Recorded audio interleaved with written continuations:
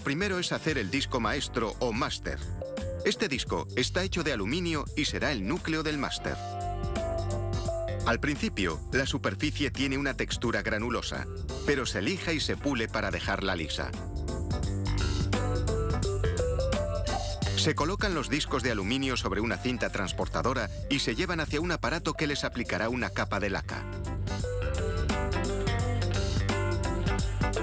El disco entra en la cortina de pintura. Una laca de nitrocelulosa cae de una abertura fina y larga, formando un velo o cortina. El disco pasa por la cortina y recibe la capa de laca. Unos rodillos con rasquetas eliminan el sobrante. Esa laca se reutilizará. La laca empieza a secarse inmediatamente. Los disolventes se evaporan y la capa se endurece, formando un acabado similar al del esmalte de uñas.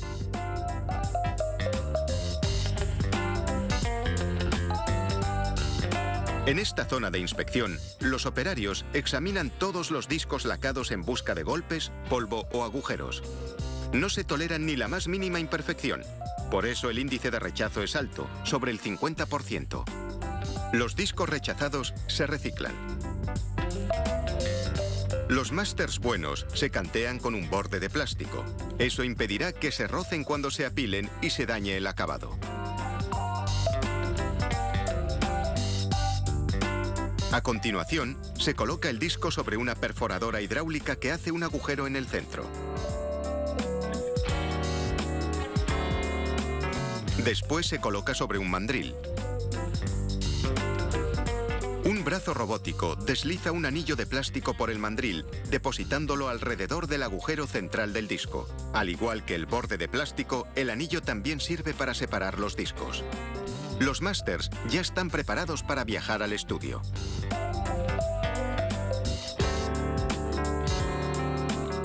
El disco lacado está a punto de ser grabado. El ingeniero lo coloca en la máquina de grabación llamada torno. Retira la protección del borde. Y coloca un tubo de vacío en el centro que succiona la parte inferior del disco y lo sujeta. El ingeniero mueve la cortadora y un microscopio sobre el disco. Baja la cortadora sobre el borde exterior del disco y hace un corte de prueba. Coloca un microscopio justo sobre la ranura de prueba y la observa. Realiza ajustes en el corte y ya está listo para grabar. El torno corta el surco de entrada y comienza la música. La cortadora con punta de zafiro graba el sonido en el disco. De principio a fin, la grabación será un surco continuo.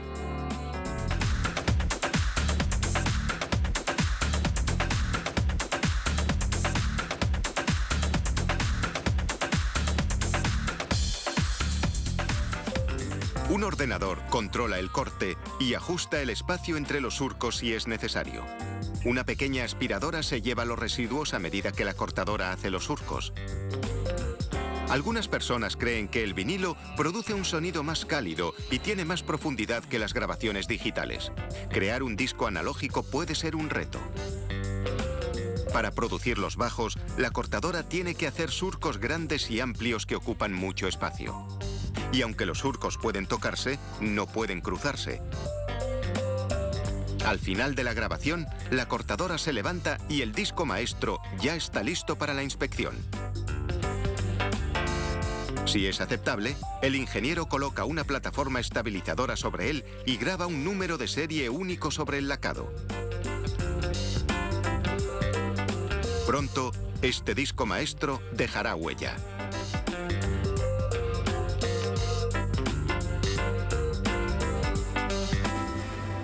El disco maestro ya está grabado, pero la superficie lacada es demasiado delicada para usarlo. Se ha hecho únicamente para servir de molde. Literalmente, tendrá que ser presionado para hacer versiones más duras de los surcos grabados. Y eso permitirá a los fabricantes hacer muchas copias a partir de uno solo.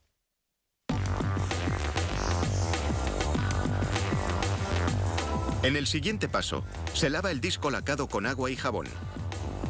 Se rocía con cloruro de estaño y plata líquida. El cloruro es un sensibilizador que ayuda a que la plata se adhiera a la laca. Se eliminan con agua los pequeños trozos de plata que no se pegan. En segundos, un lado de la laca se ha convertido en un imponente disco de plata con los surcos intactos. Se añade un metal más apagado al lado plateado para endurecer el disco. Se sujeta a un mandril en la cara inferior de la tapa de un tanque. El disco gira. Se enjuaga una vez más. El agua que está en el tanque es verde porque estas pepitas de níquel se disuelven en ella. Se baja la tapa y se sumerge el disco que sigue girando en la solución. Una carga eléctrica fusiona el níquel y la plata. Y el níquel se deposita en los surcos.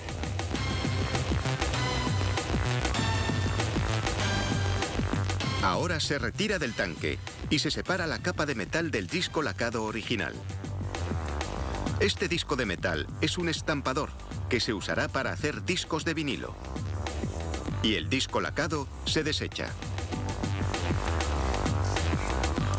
Se localiza el centro exacto del estampador. Un operario lo coloca bajo el microscopio, que es parte de un punzón de centrado óptico. Mientras el disco estampador gira, se alinean los surcos con una guía en el visor. Cuando encuentra el centro, hace un orificio.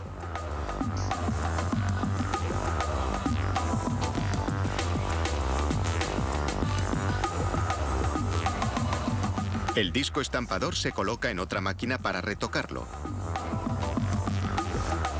El disco gira y una rueda cortadora retoca el borde, dejando el disco estampador con un diámetro de 32 centímetros.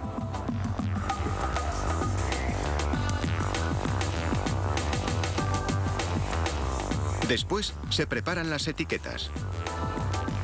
Un punzón perfora el centro del taco y hace los orificios.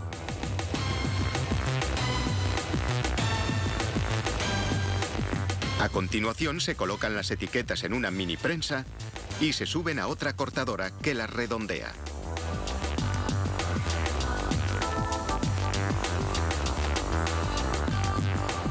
Se vierten unas bolitas de cloruro de polivinilo negro en una tolva. Las bolitas caen en una extrusora que las convierte en unas almohadillas de goma caliente llamadas galletas.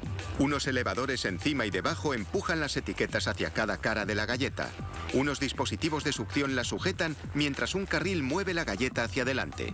Después deja caer la galleta y las etiquetas en la prensa.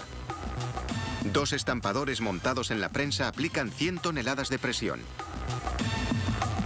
Funden la galleta y la convierten en un disco. Un ciclo rápido de enfriamiento lo endurece y une las etiquetas al vinilo. Un carril los lleva hasta la mesa de retoque. La mesa gira el disco contra una cuchilla que elimina los bordes desiguales. Después, la mesa lleva el disco retocado a la pila de los terminados. Y el proceso comienza de nuevo.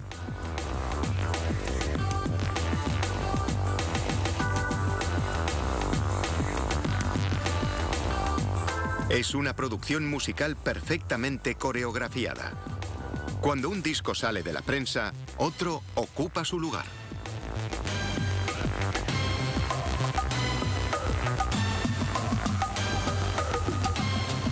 El prensado y retoque de un disco de vinilo se realiza en tan solo 28 segundos. Pero proporcionará horas de música a los entusiastas que se niegan a rendirse a la revolución digital y que siguen creyendo que el vinilo es lo mejor.